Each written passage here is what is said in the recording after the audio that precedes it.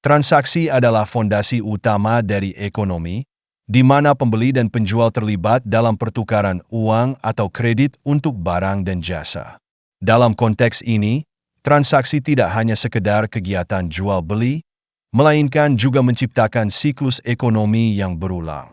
Setiap kali transaksi terjadi, dampaknya meluas dan menciptakan banyak interaksi di dalam sistem ekonomi. Selanjutnya, kita melihat peran pemerintah sebagai aktor kunci dalam ekonomi. Sebagai pembeli dan penjual terbesar, pemerintah tidak hanya terlibat dalam transaksi, tetapi juga bertanggung jawab untuk mengumpulkan pajak dan mengatur jumlah uang yang beredar melalui bank sentral. Tindakan ini tidak hanya mempengaruhi aliran kredit, tetapi juga dapat memengaruhi stabilitas ekonomi secara keseluruhan. Kredit, pada gilirannya, berfungsi sebagai pendorong utama dalam perekonomian. Dengan meningkatkan kemampuan individu dan bisnis untuk membelanjakan, kredit memberikan dorongan yang diperlukan untuk pertumbuhan ekonomi. Dan saat pengeluaran meningkat, ini berujung pada meningkatnya pendapatan bagi orang lain, sehingga menciptakan siklus ekonomi yang saling terkait dan berkelanjutan. Namun, di dalam perjalanan ini, pertumbuhan produktivitas menjadi kunci untuk meningkatkan standar hidup dalam jangka panjang. Sementara kredit memberikan pengaruh yang lebih besar dalam jangka pendek, penting untuk menemukan keseimbangan antara keduanya. Tanpa produktivitas, pertumbuhan ekonomi yang berkelanjutan dapat terancam, dan kesejahteraan masyarakat pun dapat terganggu. Kita juga harus merenungkan tentang siklus utang yang terjadi dalam dua periode besar. Yang pertama berlangsung sekitar 5 hingga 8 tahun, dan yang kedua 75 hingga 100 tahun. Kedua periode ini bukan hanya angka, mereka adalah refleksi dari cara utang memengaruhi ekonomi secara keseluruhan. Pemahaman tentang siklus ini dapat membantu kita mengantisipasi tantangan yang mungkin muncul. Di sisi lain, kredit bisa menjadi alat yang sangat berguna jika digunakan untuk investasi produktif. Misalnya, membeli alat pertanian yang modern dapat meningkatkan produktivitas dan pendapatan. Namun, penting untuk diingat bahwa pemanfaatan kredit harus dengan bijak agar utang yang diambil bisa dilunasi dan tidak menjadi beban di masa depan. Namun, di saat yang sama, inflasi dapat menjadi ancaman serius.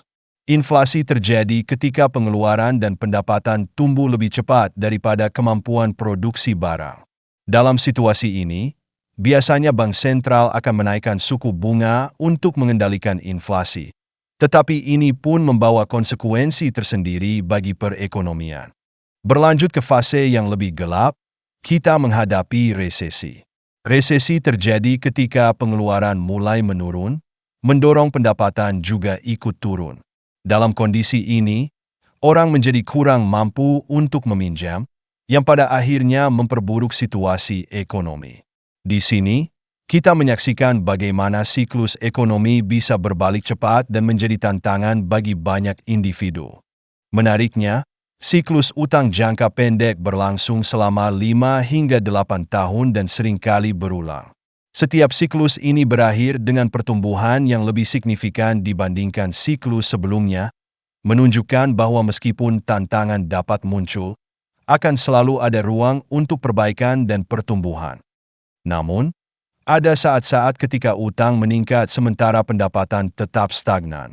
Dalam situasi ini, beban utang harus dikelola dengan hati-hati. Jika utang tumbuh lebih cepat daripada pendapatan, masalah yang serius dapat terjadi, memicu keadaan darurat dalam perekonomian yang lebih luas. Untuk mengatasi fenomena yang dikenal sebagai deleveraging, ada 4 cara yang dapat diterapkan. Pengurangan pengeluaran, restrukturisasi utang, redistribusi kekayaan, dan pencetakan uang oleh bank sentral.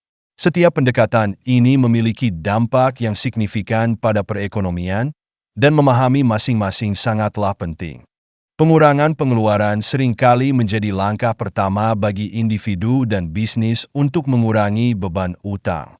Namun, tindakan ini dapat memiliki dampak negatif, seperti penurunan pendapatan dan peningkatan angka pengangguran, yang bisa memperburuk situasi ekonomi secara keseluruhan.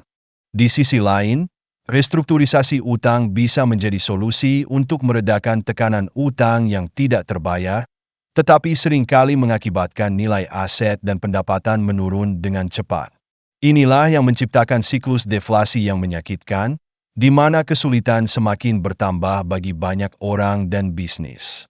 Pencetakan uang juga dilakukan sebagai langkah untuk membeli aset keuangan, sehingga meningkatkan harga aset dan memberi kemampuan yang lebih bagi orang untuk berutang. Namun, sayangnya, pendekatan ini seringkali hanya menguntungkan mereka yang sudah memiliki aset keuangan, sementara yang lain tetap terpinggirkan. Dengan semua ini, penting untuk mencari keseimbangan antara pengurangan utang dan pencetakan uang untuk mencapai stabilitas ekonomi.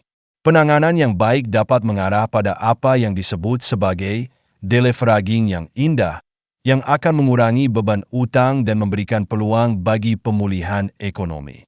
Akhirnya, kita sampai pada kesimpulan bahwa pertumbuhan pendapatan harus lebih cepat daripada pertumbuhan utang agar utang dapat dikurangi secara efektif.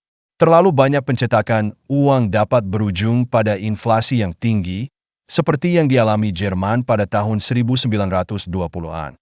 Melalui pemahaman mendalam ini, kita diharapkan dapat menghadapi tantangan ekonomi dengan lebih bijak dan terinformasi.